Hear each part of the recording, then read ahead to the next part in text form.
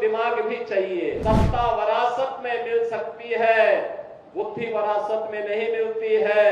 अब गुंडा और माफिया भाग रहा है, पुलिस उसको दौड़ा रही है, और अगर उसने कहीं कोई दुस्साहस किया तो फिर वहीं पे राम नाम सत्य है, यह भी तय हो जाता है। जनता गड़ाई लेगी, एक गुंडे और माफिया एक एक करके यमलोक की यात्रा के लिए प्रस्थान कर जाएंगे। यह धरती ऋषि मुनियों की धरती है, अयोध्या प्रांत की धरती है, महात्मा श्रवण की, मातृ और पितृभक्ति की धरती है।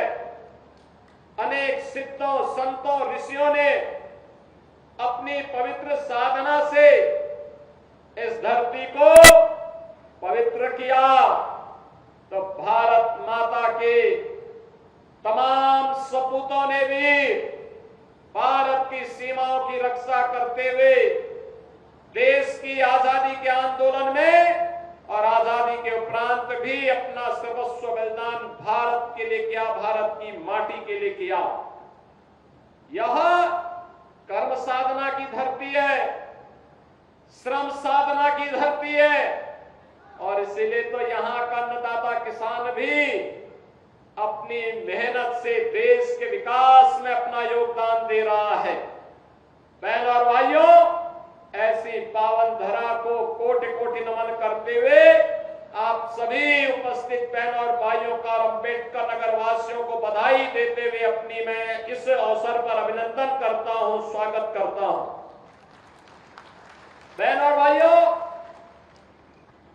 ये विकास की परियोजनाएं आज जो आपको प्राप्त हो रहे हैं इतनी आसानी के साथ, आज जो सुरक्षा का वातावरण है, आज जो विकास गांव गांव तक पहुंचने के साथ जुड़ रहा है, क्या ये 2017 के पहले भी संभव था क्या? बहनों और भाइयों, 2017 के पहले का उत्तर प्रदेश आप सबसे किसी से भी अछूता नहीं है कि क्या उत्तर प्रदेश के अंदर था, क्या उत्तर प्रदेश के अंदर होता था 2017 के पहले। यही उत्तर प्रदेश है जहां पर हर जिले में समाजवादी पार्टी और कांग्रेस के नेतृत्व में पलने वाले माफियाओं की समानांतर सरकारें चलती थी। यह अम्बेडकर नगर में भी चलती थी। याद करिए,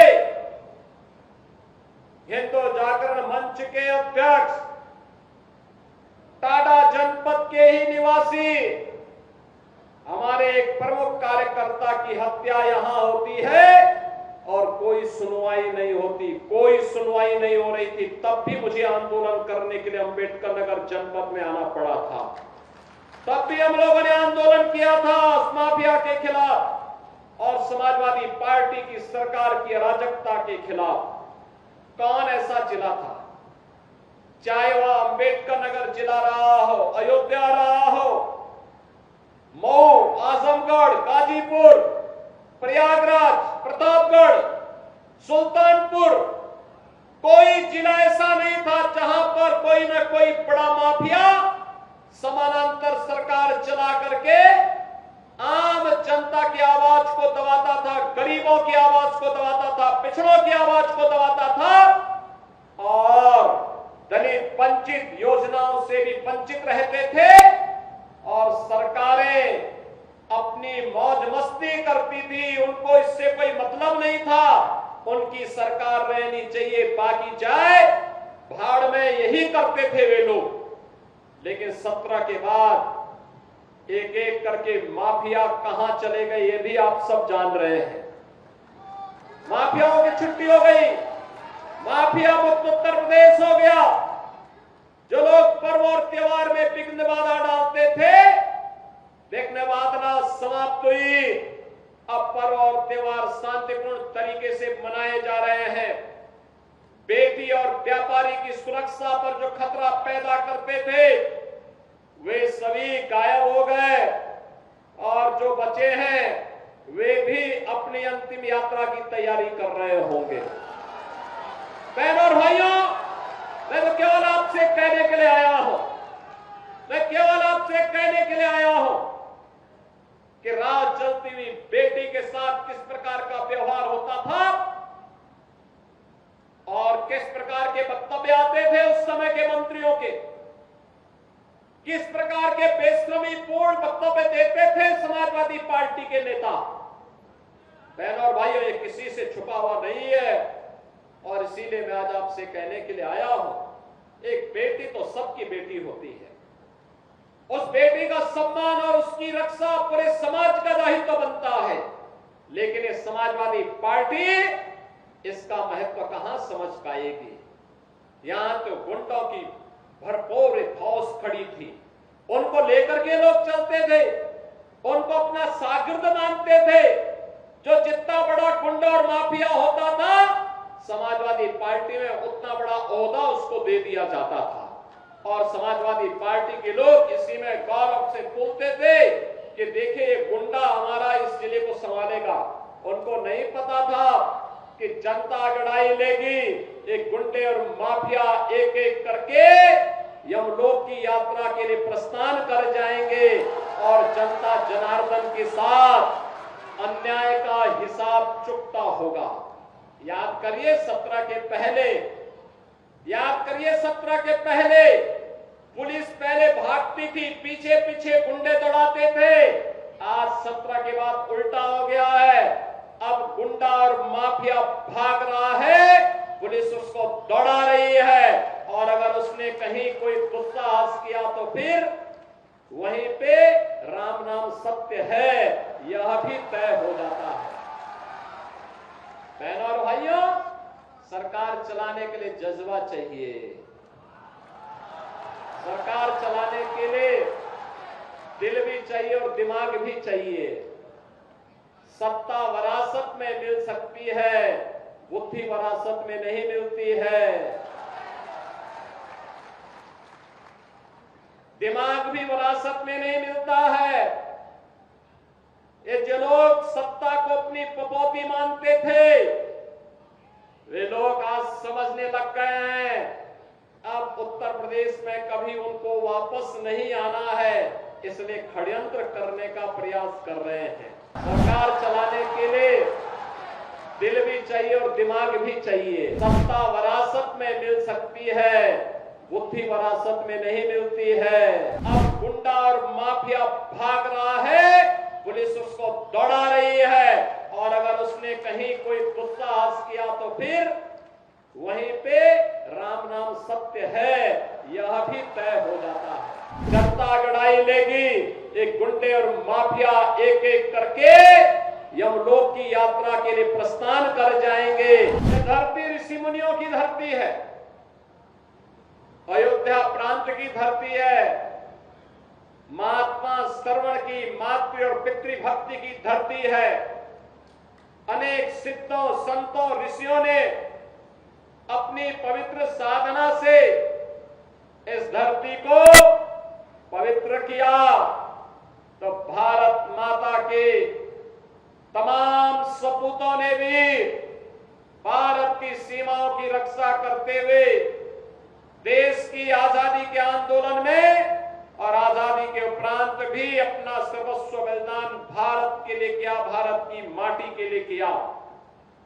यह कर्म साधना की धरती है, श्रम साधना की धरती है और इसीलिए तो यहां का अन्नदाता किसान भी अपनी मेहनत से देश के विकास में अपना योगदान दे रहा है। बहनों और भाइयों, ऐसी पावन धरा को कोटि कोटि नमन करते हुए आप सभी उपस्थित बहनों और भाइयों का अम्बेडकर नगर वासियों को बधाई देते हुए अपनी मैं इस अवसर पर अभिनंदन करता हूं, स्वागत करता हूं। बहनों और भाइयों,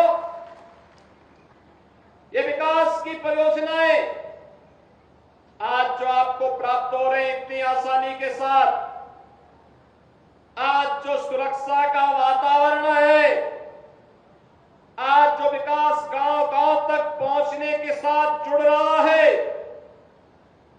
क्या ये 2017 के पहले भी संभव था क्या? बहनों और भाइयों, 2017 के पहले का उत्तर प्रदेश आप सबसे किसी से भी अछूता नहीं है कि क्या उत्तर प्रदेश के अंदर था, क्या उत्तर प्रदेश के अंदर होता था 2017 के पहले। यही उत्तर प्रदेश है जहां पर हर जिले में समाजवादी पार्टी और कांग्रेस के नेतृत्व में पलने वाले माफियाओं की समानांतर सरकारें चलती थी। ये अंबेडकर नगर में भी चलती थी। याद करिए, हिंदू जागरण मंच के अध्यक्ष, टाडा जनपद के ही निवासी हमारे एक प्रमुख कार्यकर्ता की हत्या यहां होती है और कोई सुनवाई नहीं होती, कोई सुनवाई नहीं हो रही थी। तब भी मुझे आंदोलन करने के लिए अंबेडकर नगर जनपद में आना पड़ा था। तब भी हम लोगों ने आंदोलन किया था उस माफिया के खिलाफ और समाजवादी पार्टी की सरकार की अराजकता के खिलाफ। कौन ऐसा जिला था, चाहे वह अंबेडकर नगर जिला रहा हो, अयोध्या रहा हो, मऊ, आजमगढ़, गाजीपुर, प्रयागराज, प्रतापगढ़, सुल्तानपुर, कोई जिला ऐसा नहीं था जहां पर कोई न कोई बड़ा माफिया समानांतर सरकार चला करके आम जनता की आवाज को दबाता था, गरीबों की आवाज को दबाता था, पिछड़ों की आवाज को दबाता था और दलित वंचित योजनाओं से भी वंचित रहते थे और सरकारें अपनी मौज मस्ती करती थी। उनको इससे कोई मतलब नहीं था, उनकी सरकार रहनी चाहिए, बाकी जाए भाड़ में, यही करते थे वे लोग। लेकिन 17 के बाद एक एक करके माफिया कहां चले गए ये भी आप सब जान रहे हैं। माफियाओं की छुट्टी हो गई, माफिया मुक्त उत्तर प्रदेश हो गया। जो लोग पर्व और त्योहार में विघ्न बाधा डालते थे, विघ्न बाधा समाप्त हुई। अब पर्व और त्योहार शांतिपूर्ण तरीके से मनाए जा रहे हैं। बेटी और व्यापारी की सुरक्षा पर जो खतरा पैदा करते थे वे सभी गायब हो गए और जो बचे हैं वे भी अपनी अंतिम यात्रा की तैयारी कर रहे होंगे। बहनों और भाइयों, मैं तो केवल आपसे कहने के लिए आया हूं, मैं केवल आपसे कहने के लिए आया हूं कि रात जलती हुई बेटी के साथ किस प्रकार का व्यवहार होता था और किस प्रकार के वक्तव्य आते थे उस समय के मंत्रियों के, किस प्रकार के बेशर्मी पूर्ण वक्तव्य देते थे समाजवादी पार्टी के नेता। बहनों और भाइयों, ये किसी से छुपा हुआ नहीं है और इसीलिए मैं आज आपसे कहने के लिए आया हूं, एक बेटी तो सबकी बेटी होती है। उस बेटी का सम्मान और उसकी रक्षा पूरे समाज का दायित्व बनता है। लेकिन ये समाजवादी पार्टी इसका महत्व कहां समझ पाएगी। यहां तो गुंडों की भरपूर फौज खड़ी थी, उनको लेकर के लोग चलते थे, उनको अपना शागिर्द मानते थे। जो जितना बड़ा गुंडा और माफिया होता था समाजवादी पार्टी में उतना बड़ा ओहदा उसको दे दिया जाता था और समाजवादी पार्टी के लोग इसी में गौरव से बोलते थे कि देखिए ये गुंडा हमारा इस जिले को संभालेगा। उनको नहीं पता था कि जनता लड़ाई लेगी, एक गुंडे और माफिया एक एक करके यमलोक की यात्रा के लिए प्रस्थान कर जाएंगे और जनता जनार्दन के साथ अन्याय का हिसाब चुकता होगा। याद करिए 17 के पहले, याद करिए 17 के पहले पुलिस पहले भागती थी, पीछे पीछे गुंडे दौड़ाते थे। आज 17 के बाद उल्टा हो गया है, अब गुंडा और माफिया भाग रहा है, पुलिस उसको दौड़ा रही है और अगर उसने कहीं कोई दुस्साहस किया तो फिर वहीं पे राम नाम सत्य है यह भी तय हो जाता है। बहनों और भाइयों, सरकार चलाने के लिए जज्बा चाहिए, सरकार चलाने के लिए दिल भी चाहिए और दिमाग भी चाहिए। सत्ता विरासत में मिल सकती है, बुद्धि विरासत में नहीं मिलती है, दिमाग भी विरासत में नहीं मिलता है।